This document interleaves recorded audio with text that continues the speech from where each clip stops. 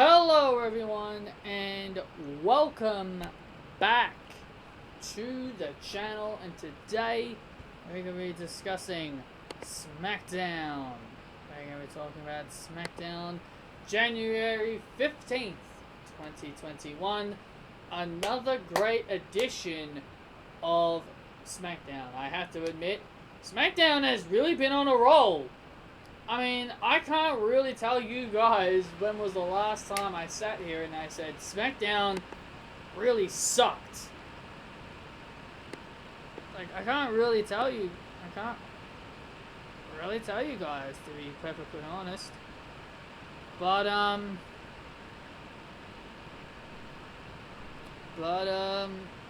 Smackdown's been on a roll. It's been on a very good roll. So we started off with Jey Uso versus Shinsuke Nakamura. And Shinsuke Nakamura, I am in shock. They got his old music back. They brought back the Rising Sun, and I'm honestly surprised.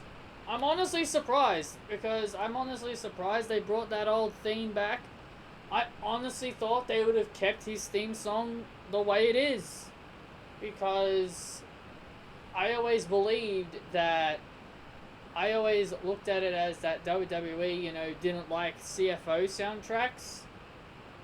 So I'm just surprised. I'm just surprised that the Rising Sun is back. And I'm happy it's back. And yeah, it's just a really good feeling to hear it again. And Nakamura spoke for the first time since I have no idea when. Nakamura started speaking. I don't even know when was the last time I ever heard him cut a damn promo. Probably since his sorry no speak English line. Probably since then. That's probably the last time he ever spoke. Like, I can't remember how long it's been since he spoke, but Nakamura is back as a babyface, and bringing back the Rising Sun kind of confirms his face turn. He calls Jey Uso, Roman Reigns, his puppet. And it was a match between the two of them scheduled. And as the match was progressing, Cesaro would come to the ring. Cesaro, Shinsuke Nakamura's tag team partner, would come to the ring, and he would sit at ringside. He would sit at ringside and watch everything transpire. And he was questioned why he wasn't there last week, and Cesaro mentioned that he had a match with Daniel Bryan, and you can kind of see where this is all leading between Shinsuke and Cesaro. You can kind of see it's all going to be leading to Cesaro eventually turning on Shinsuke. You can kind of see it. You can kind of see it's heading down that road. So that's probably the one thing I think a lot of people probably are expecting at this point. We're probably all expecting Cesaro to eventually betray Shinsuke Nakamura. So I am very much expecting it.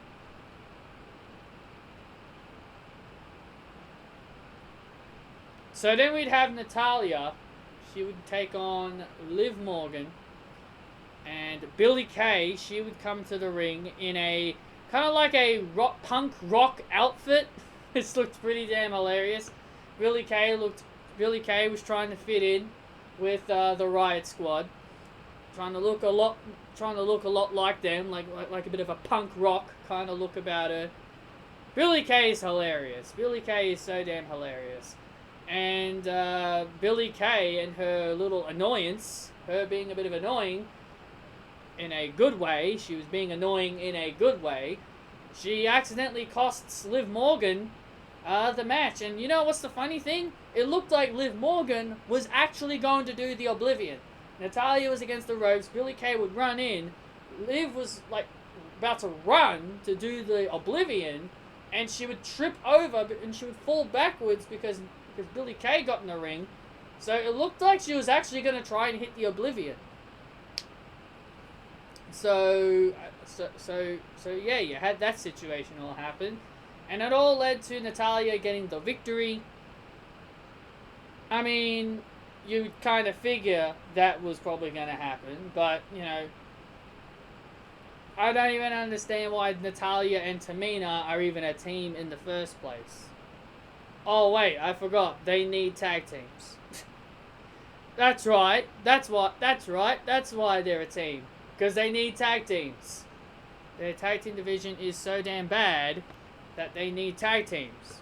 But what's the point in having tag teams on SmackDown if your women's tag team champions are not going to appear on SmackDown?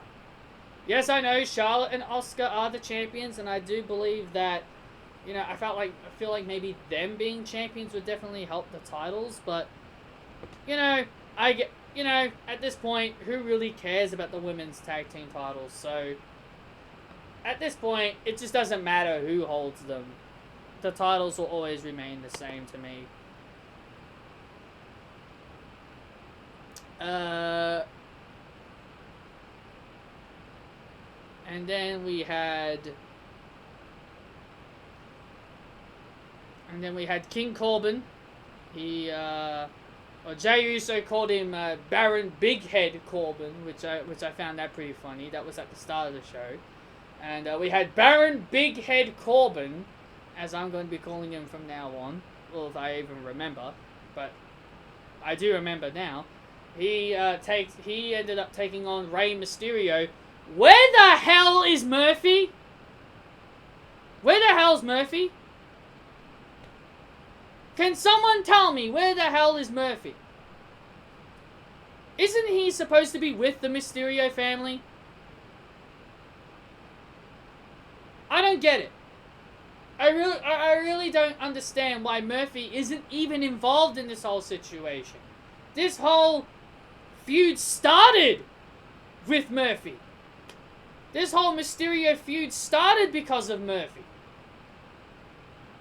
So where the heck is he?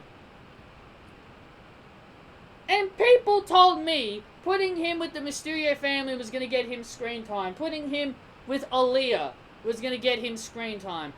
Putting him with Aaliyah hasn't done anything for him. It's done nothing for him. What's the damn point? It's ridiculous. Where the hell is Murphy? Seriously. The more I see the Mysterios without Murphy, I'm going to continuously ask this question. Where the hell is Murphy? Where the hell is he? Baron Big Head Corbin would get the victory here because Dominic Mysterio is such a hothead. He tried to interfere in the match and he would get caught at the end of days. Ray was backstage with Dominic. Dominic wanted him to win. And Dominic wanted Ray to win. Dominic feels like his father is changing. And they said, and Murphy said, and Ray said that he's going to give someone a call to come deal with Baron Big Head Corbin. That better be Murphy. That has to be Murphy, right? You're going to tease Ray saying that he needs someone better for the job than his son? This better be Murphy. I mean, why are you giving Dominic all this aggression? In my opinion, turning Dominic heel really makes a lot of sense here, because he wants Ray to be the Ray of old, but Ray, he's starting to change more. He's starting to become more, you know, he's starting to be a bit different to the way he used to be. So why not have Dominic turn heel? There's never been a Mysterio that has ever been a heel. I feel like Dominic should really turn heel. I feel like that would be very interesting. So if Ray says he's going to give somebody a call, that person that he's calling better be Buddy Murphy.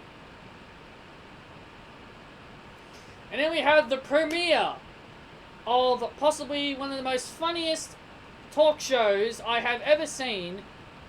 Ding dong! Hello? Yep, That's its name. Ding Dong Hello. Ding Dong Hello with Bayley. Good old Bayley, the best Bayley. Bayley introduced Bianca Belair as her first guest. This was already better than Moment of Bliss. This whole segment was hilarious and entertaining.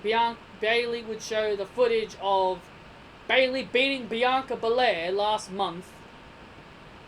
And then Bayley, or was it Bianca? Whoever it was challenged. It was Bayley because it's called Bayley's Challenge, I guess. I forget. But,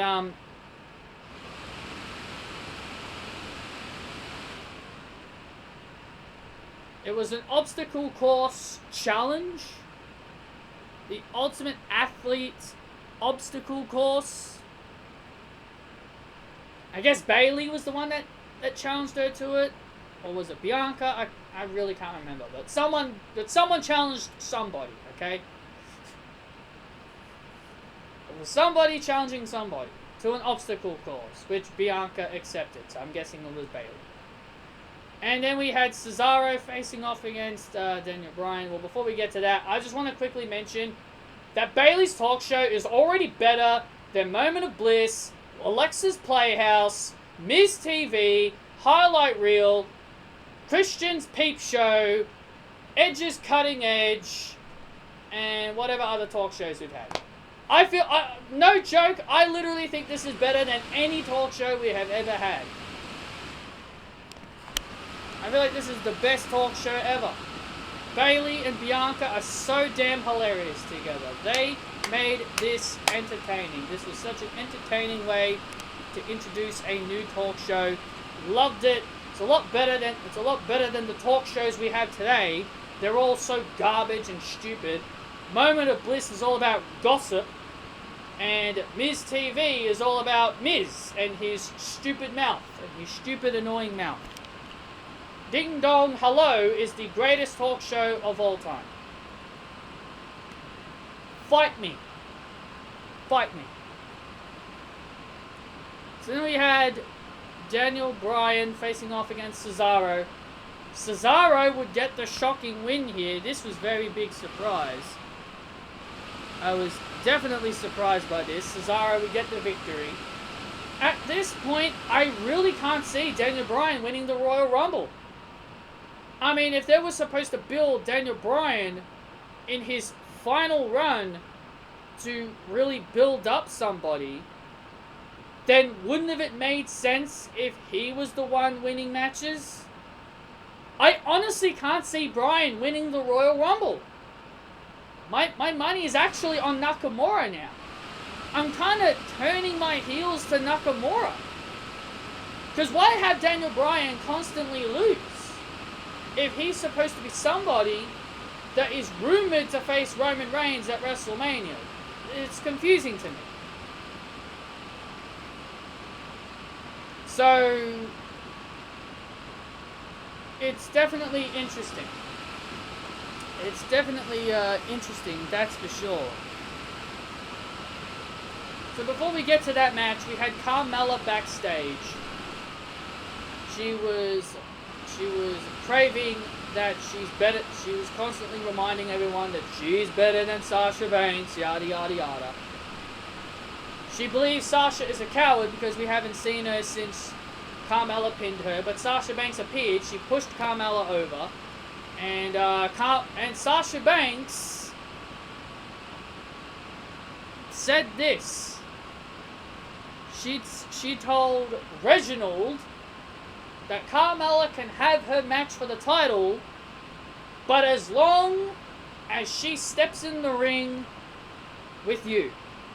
Talking to Reginald. So next week on Smackdown, Sasha Banks is going to wrestle a guy. AKA Reginald. AKA James Ellsworth 2.0. I called this. I called this on social media. I made a tweet several weeks ago. proclaiming that they will do Reginald. versus Sasha Banks. And what a shocker! WWE actually went through with it. They actually going to have Sasha Banks step in the ring with James Ellsworth 2.0. That's what Reginald is. The Chevalier is James Ellsworth 2.0. Carmella, she always has somebody with her. James Ellsworth, R-Truth, Reginald, Enzo and Cass.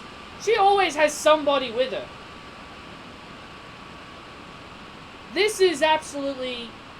I can't say if this is garbage or not, but I find this hilarious that this is something I literally said that I believed was going to happen. And it's actually happening. We're getting Sasha Banks wrestling a guy.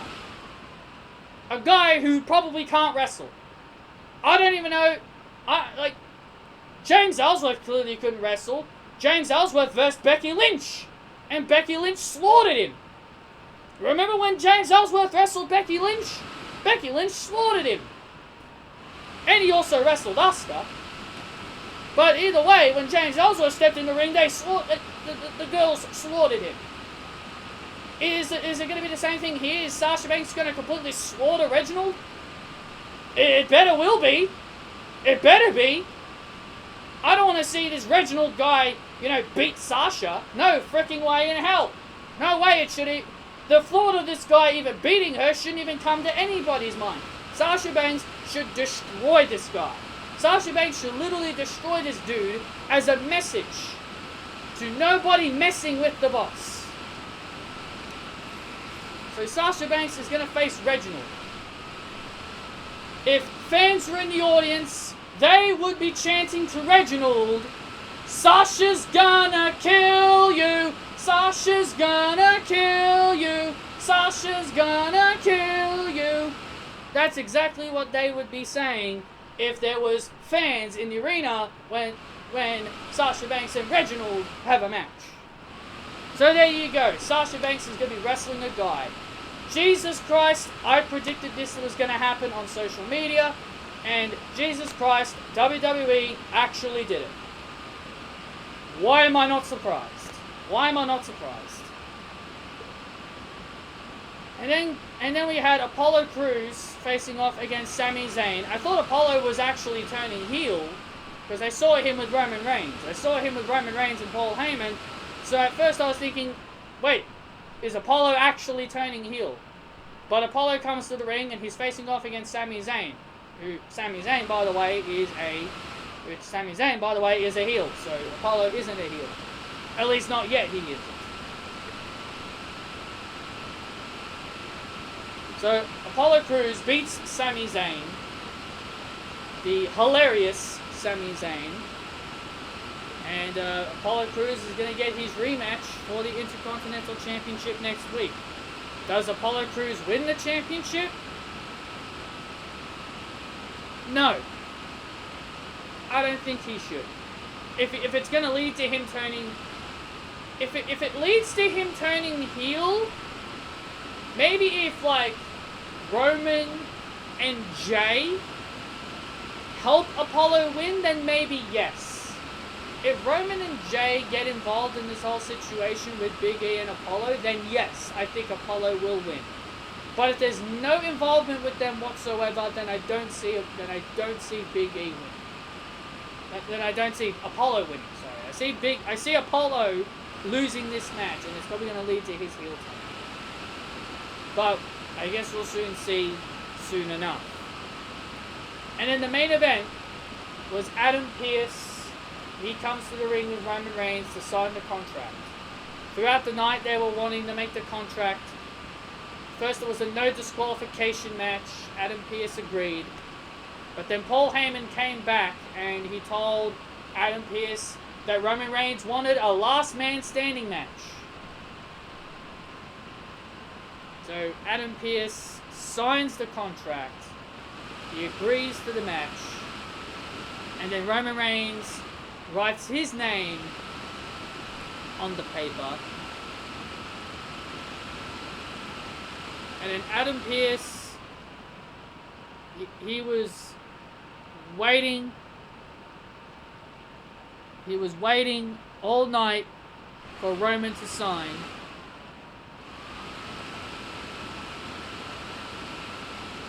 And then, all of a sudden, he says that he had a knee injury that began to creep up.